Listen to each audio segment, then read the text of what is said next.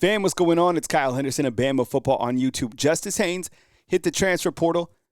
What was your initial reaction to hearing the news about Justice Haynes hitting the transfer portal? And why do you think that he hit the transfer portal? And where do you think he's going? Sound off inside the comment box. And I also want to get your take. On a scale of 1 to 10, how big of an impact is this losing Justice Haynes? He was a sophomore running back here at the University of Alabama. 79 carries for 448 yards and 7 touchdowns. Not a lot of production this season. Clearly, we know that, right? The most carries this season that Justice Haynes had was actually 13, which was against South Florida back in week 2. Now, if we kind of rewind, he was a consensus 4-star, right? The number 2 player out of Georgia in the class of 2023. He picked Alabama over Georgia. But in this video, I just want to ask, why do you think he left? And when we look right here to his overall production this past season, you can see that he wasn't really featured a lot, right? The last game against Auburn, only 7 carries for 20 yards. Against Oklahoma and Alabama's loss, they had 3 carries for 18. Against Mercer, 6 for 37. Do you think this played a big role in him leaving? I mean, he was third in carries behind Jalen Milroe, Jam Miller, and then Justice Haynes, right? So it's like he was third in line. And I kind of wonder, even in next season, let's say Jalen Milroe goes to the NFL. You have a quarterback that can really operate Coach Kalen DeBoer's offense. Would it even be a 2-platoon running back system? And I think because you have a quarterback that can now get the ball out to a lot of different wide receivers, you're going to just have limited carries for the running back as well. I kind of think back to Kalen DeBoer's last season at Washington. He did have a running back hit the 1,000-yard mark. But what do you think the main reason was that he left? I figured one of the running backs would leave. I just didn't know if it would be Richard Young or Justice Haynes. Now, I think that, Haynes could be an impact player. And one of the things that we are talking about with Haynes this season was that he started to run more east to west, if you noticed that, right? And I think you wanted to see a little bit more north and south. And for those of you that were questioning his physicality, I think we did see a lot of his physicality during Missouri when he put his head down and he buried that dude. That was one of the top plays of the entire season. Here's a look at the entire running back room. So I think he does have that physicality, and I think with more opportunities, Justice Haynes has a really big season. I kind of rewind to think about when he came in the Rose Bowl and he was the starting running back. I was like, oh, here we go. This is the start of it. And this year just, he was second fiddle to Jam Miller. But I do think that going forward, Jam Miller will be the guy. And I thought that Justice Haynes would play a role in 2025, but just not be the featured back. And I don't know, I'm about to talk about landing spots right now. Where do you think that he could end up? Go ahead and sound off inside the comment box. It sounds like the early consensus is Ohio State. Now, that kind of makes sense with Trayvon Henderson and Judkins probably moving on to the NFL, right? Plus, Ohio State has cash, tops in NIL. But is it overall an impactful loss to Alabama? I don't necessarily think so, because when I look at the running back room here, and not to say that I don't like his game, because honestly, I do feel it is a loss.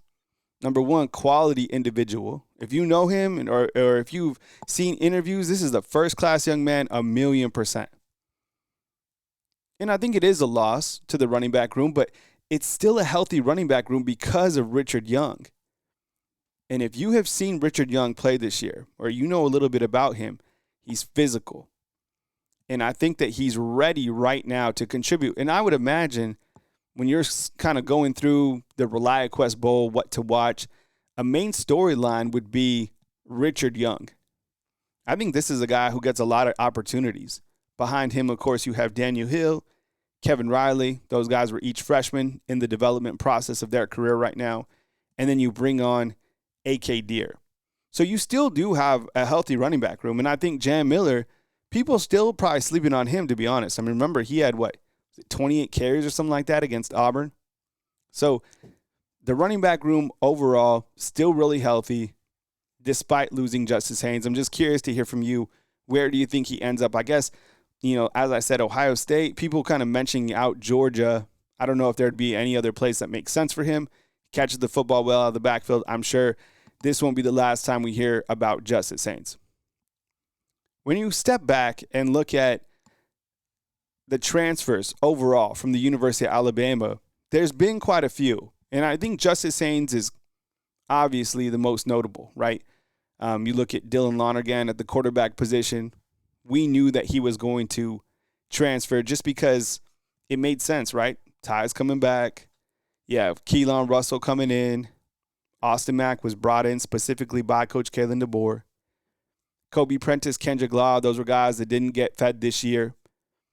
And who knows, maybe they are closer to their ceiling. I feel that Caleb Odom, as I've explained many different times on different videos, I feel that he hasn't reached his ceiling at all. And I wish that, honestly, he'd stay. I think being that there's going to be a new quarterback next year, I mean, I know that's not for sure because there's no official statement but Milroe, but come on. Like, you got to think that he's going. With the new quarterback coming in, you'd think there'd be new opportunities for these wide receivers. I saw that Caleb Odom is visiting Miami, Ole Miss, Colorado. Danny Lewis was a guy that seemed to be trending the opposite way. I think same thing for Jaheim Otis, right? N'Keal Bentrade, never really saw him much. This will be the third school, I think, right? Because Bentrade was at Texas A&M, then Bama, and then somewhere else. Miles McVay, didn't really get to see a lot of development from him. Hunter Osborne, younger guy as well. Keanu Coe, everybody knows kind of the off-the-field stuff or, you know, what allegedly happened. And facts are he got pulled over. And then Jalil for speeding. And then Jalil Hurley out of Florence. I think, quite honestly, he got passed up, right, by other corners that you have and other players in the secondary. So do I see major losses here right now? Not necessarily. I think Justice Haynes is the biggest one. I mean, we went live today talking about his departure and what it means for Alabama going forward. Is this a sign that things are falling off the rails at Alabama and all that stuff? No, I don't think so. I think when you look to the players that want to play in the bowl game and the players that are potentially returning for next year, you're going to have a good nucleus. And I think the thing is every single program is going through the transfer portal process right now. Look at LSU. I think LSU has more guys in the transfer portal than Alabama, and Georgia has a lot too. Those are just regional opponents.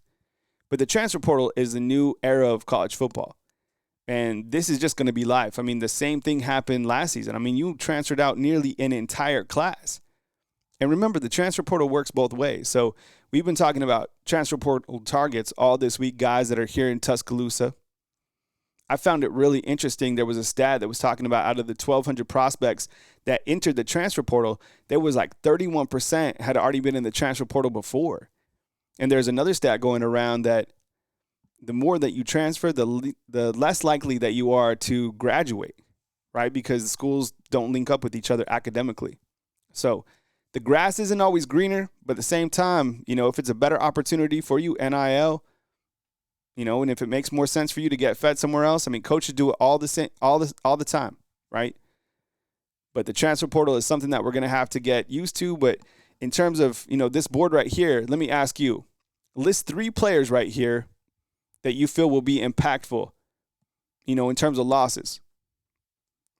And let me hear from you inside the comment box. Where do you think that Justice Haynes is going to end up? And then most importantly, what is the main reason you feel that Justice Haynes hit the transfer portal from the University of Alabama? I appreciate you guys being here. Please hit the thumbs up on this video and please subscribe for breaking news on Alabama football coverage. I hope you enjoy the rest of your evening. Catch up with you guys soon right here on Bama Football on YouTube.